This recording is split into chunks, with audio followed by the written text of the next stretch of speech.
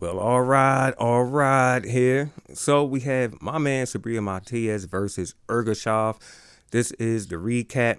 But before I jump on Subriel Matias, I just want to mention two things or talk about two things. All right, check this out. First, okay, you have Jamel Charlo, okay, versus Jose Benavidez. Actually, Jamal Charlo. I'm sorry, I say Jamel.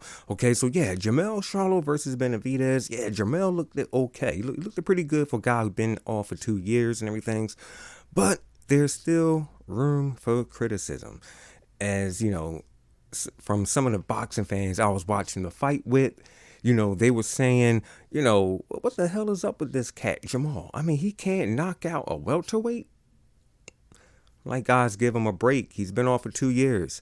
Then we have the main event. You had, you know, David Benavidez versus, Demetrius Andrade. Now, going into this fight, I had my doubts of Andrade winning this fight. Okay, with him being off, for a while and age and whatnot. But then I seen that snack shirt. I said, okay, you know what that means? He may have a chance. But during the fight, I seen who was in his corner. Oh my goodness. Yeah. I said, man, that's Earl Spence's trainer, Derek James. I was like, man, and I was right. He's going to look just like Earl Spence. And bam, yes, he did. So, of course, Earl Spence and, Andrade looked alike in that fight. I mean, come on, yeah. They both are named are trained by the same man, Derek James. Man, Derek James, boy, you taking mighty L's this year, boy. Sucks to be you, brother. But let's get on to the fight, okay, with my man's Subriel Matias and Ergashev. All right. Now, like I said, this was kind of nail biting. All right. Going into the first round and everything. So Subriel Matias looked very timid and everything. It's like, he was, holding back. He wasn't throwing much. And especially when it looked like he got rocked. I was like, whoa. You know what I mean? But it was a punch that sent him off balance. Subriel Matias was ARI, okay? Now, listen up, gang. Like I said before, Subriel Matias, the book on him, you must get rid of him before the fourth round. If you don't get rid of Subriel Matias before the first round, your arse is grass, okay? Your ass is grass, all right? And basically that's what happened. So, Subriel Matias, I don't know, he got a little of that Felix Trinidad in him at 147. Felix Trinidad at 147. If you didn't get rid of him, before the fourth round, you was in major trouble. Okay, now going back with Ergashev and everything, although he was throwing his power shots and whatnot, he seen that Subriel Matias was not going nowhere. Okay, Subriel Matias, like, you wait till you feel my power. Okay, son.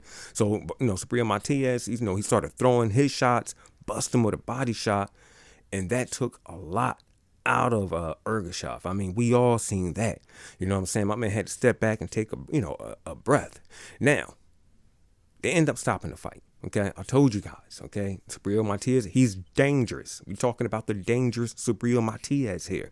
Okay, now ain't nobody going to risk their team member's life. Okay, no promoter is going to do it. I mean, y'all seen his promoter came over and had to translate, but really we couldn't really hear what they was saying.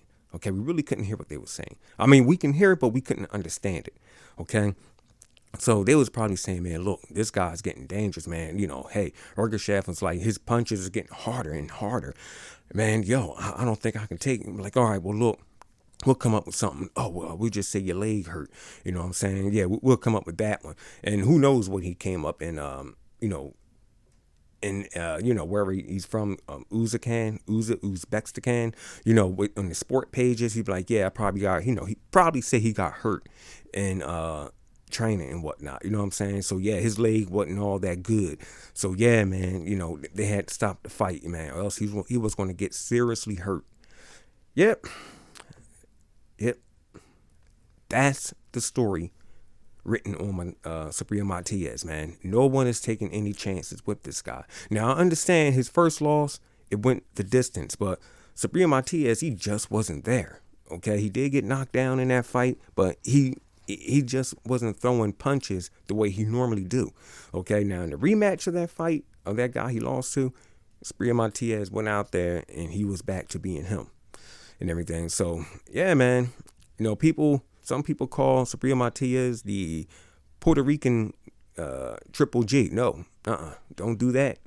Subriel Matias is the Puerto Rican, all right, the most dangerous fighter at 147. Okay, he's the Puerto Rican dangerous Subriel Matias, if that makes sense. Or just say, hell, he's his own man. He's the dangerous Subriel Matias. Forget about the nationality. But talking about Puerto Rico, man, come on, y'all. It's a lot of talent coming from that island, man. I keep saying it. It's a lot of talent. We need, hey, I love boxing. I don't care where you're from and everything, but man, I want it to be like 20 years ago, 25 years ago.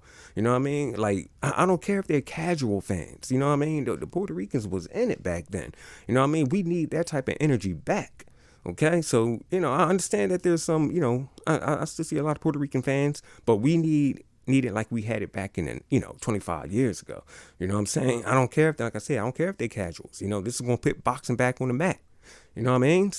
So, anyways, man, that's gonna be my take on this. This is CMD Boxing Reports, and I'll catch you guys on the next one.